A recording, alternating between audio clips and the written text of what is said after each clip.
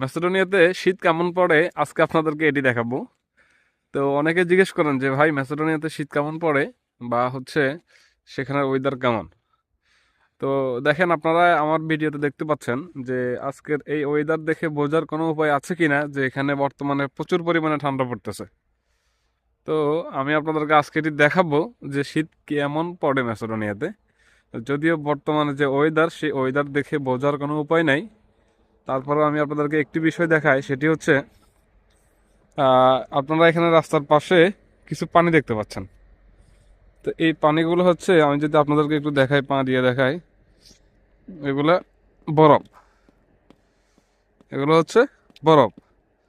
মানে এত পরিমাণ ঠান্ডা পড়তেছে যে রাস্তার পাশে জমানো কিছু পানি, সেগুলো বরফ হয়ে গেছে। কিন্তু দেখেন, আমি মাত্র পা দিয়ে বরফটাকে ভাঙলাম, কিন্তু দেখে বোঝার কোনো উপায় নেই যে এখানে প্রচুর পরিমাণে ঠান্ডা পড়তেছে।